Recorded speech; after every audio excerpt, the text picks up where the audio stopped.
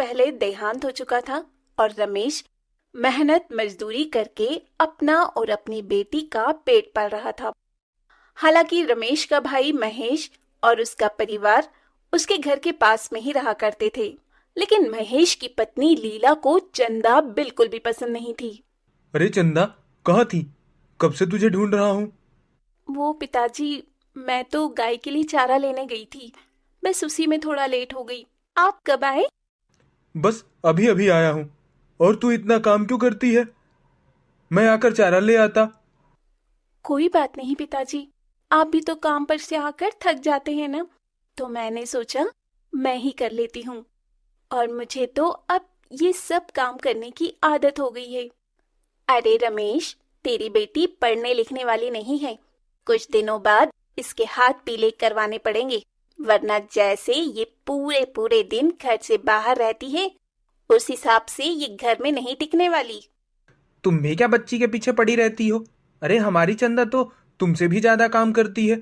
सुबह शाम का घर का खाना बनाना, खेतों से चारा लाकर गाय को खिलाना, यह सब कर लेती है हमारी बिटिया। और तुम तो बस घर के कामों में ही थक जाती हो। ठीक है, तुम घर जाओ, फिर मैं तुम्हें बताती हूँ कि मैं क्या क्या कर सकती हूँ और क्या नहीं। चंदा बहुत ही मेहनती थी। सुबह शाम घर का काम करने के बाद गाय को चारा डालकर भी चंदा अपने पढ़ाई के लिए समय निकाल ही लिया करती थी। ऐसे ही समय बीतता है और चंदा समय के साथ बड़ी हो चुकी होती है, लेकिन फिर भी उसका काम करने का तरीका नहीं बदलता। सुबह शाम खाना बनाना, शाम में खेतों से चारा लाकर गाय भैंसों को खिलाना, ये सब चंदा किया करती थी। चंदा, तुम्हें कितनी बार मना किया है, शाम के समय जंगल में अकेली मत जाया कर। मैं तो कुंती काकी के साथ जंगल से लकड़ियां लाने गई थी। क्यों पिताजी, क्या हुआ, कोई बात है क्या? नहीं नहीं, मैं बस इतना कह रहा हूँ कि कल से लकड़ियां मैं ही लाया करूंगा। और गाय भैंस के लिए चारा भी खेत से मैं ही लाने जाऊंगा। तुझे कहीं जाने की जरूरत नहीं। लेकिन अचानक ऐसा क्या हुआ जो आप मुझे जंगल और खेत जाने से मना कर रहे हैं? रमेश चंदा की किसी भी बात का जवाब नहीं देता। वहीं रमेश के जाते ही लीला वहां आती है और चंदा से कहती है, तुझे पता नहीं है, सारा गांव तेरे बाप पर थू थू कर रहा है। और गांव वाले तो ये कहते हैं कि इतनी बड़ी जवान लड़की हो गई है, लेकिन अभी तक जंगल जाकर लकड़ियां लाती है और खेत में घंटों बिताती है। जरूर पापा के कान आपने ही भरे होंगे। मैं तो काम से खेत में जाती हूँ और जंगल भी काम से ही जाती हूँ। न जाने आप लोगों के दिमाग में क्या ही चलता है। हाँ, तो अब तेरे बाप ने मना कर दिया है तो तुझे कहीं जाने की जरूरत नहीं है, क्योंकि जल्द ही अब तेरे पिता तेरे हाथ पीले करवाने वाले हैं। ये सुनकर चंदा को काफी बुरा लगता है कि कैसे गांव के लोग और उसकी चाची उसके पिता के कान भर रही हैं, लेकिन जल्द ही चंदा के लिए रिश्ता आता है। चंदा बिटिया, बाहर लड़के वाले आए हैं। सर पर दुपट्टा डालकर अच्छे से बाहर आ जा। रुक, मैं तेरी चाची को भेजता हूँ। अरे मैं आ ही रही थी, जा तू बाहर जाकर लड़के वालों को देख, मैं इसे लेकर आती हूँ। अरे सही से सर पर चुन्नी डाल और ज्यादा बोलने की जरूरत नहीं है। जितना पूछा जाए उतना ही जवाब देना। लड़के की माँ चंदा को देखकर उसके हाथ से चाय की ट्रे लेकर नीचे रख देती है और चंदा को बैठने के लिए कहती है। क्या नाम है और कितनी पढ़ी लिखी हो? जी चंदा नाम है और कॉलेज कर रही हूँ अभी तो। अच्छा, खाना पीना बनाना जानती हो और शादी के बाद घर तो संभाल लोगी ना? अरे घर तो हमारी चंदा खूब अच्छे से संभालना जानती है। शाम में जंगल जाकर लकड़ियां काट कर लाती है और खेतों से गाय भैंस के लिए चारा भी यही लाती है। इतनी बड़ी हो गई है, लेकिन काम करने में इससे तनिक भी शर्म नहीं। हर काम को बड़ी ही मेहनत से करती है। क्या? जंगल जाकर लकड़ियां काटना, खेत जाकर चारा लाना, इतनी बड़ी होकर ये सब करती है? अब क्या करे, बेचारी की माँ नहीं है तो उसे ही ये सब काम करना ही पड़ेगा ना। देखिए, हमें ऐसी लड़की चाहिए जो संस्कारी सुशील हो, लेकिन बिन माँ की बेटी है और पिता इसके घर पर ज्यादा समय रहते नहीं, खेतों में आना जाना है। खैर, हम सोच कर बताते हैं। इतना कहकर लड़के वाले वहां से चले जाते हैं। लड़के वालों के जाने के बाद लीला भी वहां से ये कहकर चली जाती है कि अरे रमेश, मैंने तुझे पहले ही कहा था कि लड़की जवान हो रही है, खेत जंगल मत जाने दिया कर। और बिन माँ की बेटी है तो लोग गलत समझते हैं। मैंने तुझे पहले ही मना किया था, खेतों में जाने की तुझे जरूरत नहीं। घर में रहकर घर का काम कर, कॉलेज जा, बस इतना ही। बाकी का काम मैं खुद ही कर लूंगा। अब अगले दिन लड़के वाले चंदा से शादी के लिए इनकार कर देते हैं।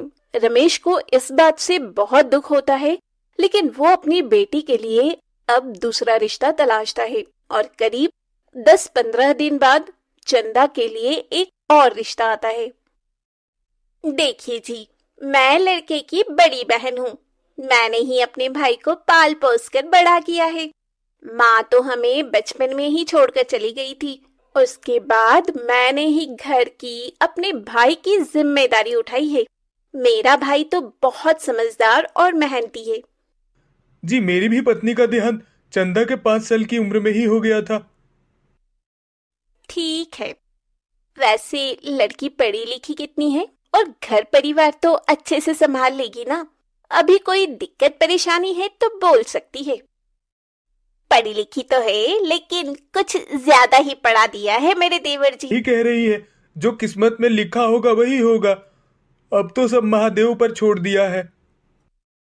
ऐसे ही समय बीतता है और एक रोज रमेश के घर गांव के पंडित जी आते हैं।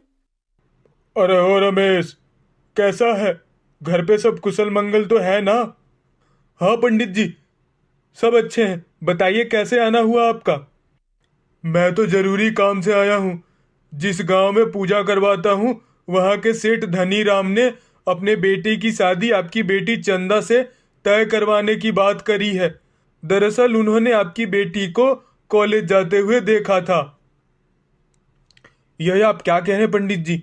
सेठ धनीराम जी तो इतने धनी हैं कि वह अपने बेटे के लिए एक से बढ़कर एक लड़की ला सकते हैं।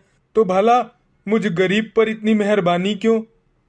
धनीराम बेशक धनी है, लेकिन उन्होंने हमेशा से अपने परिवार को जोड़ कर रखा है और वो अपनी बेटी को बहू के रूप में एक कैसी लड़की चाहते हैं जो संस्कारी और समझदार हो।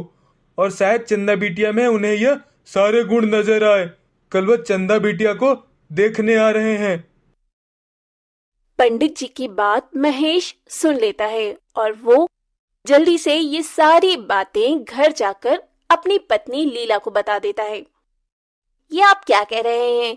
अभी तक हमने चंदा के लिए एक भी रिश्ता तय नहीं होने दिया है और अब सीधा चंदा के लिए धनीराम सेठ के बेटे का रिश्ता आया है। ये रिश्ता भी मैं तुड़वा कर रहूंगी। जाइए, दौलतपुर और खुशीपुर दोनों गांव के बीचों बीच पड़ने वाला बांध काट दीजिए, जिससे पानी बहने लगे और रास्ता बंद हो जाए।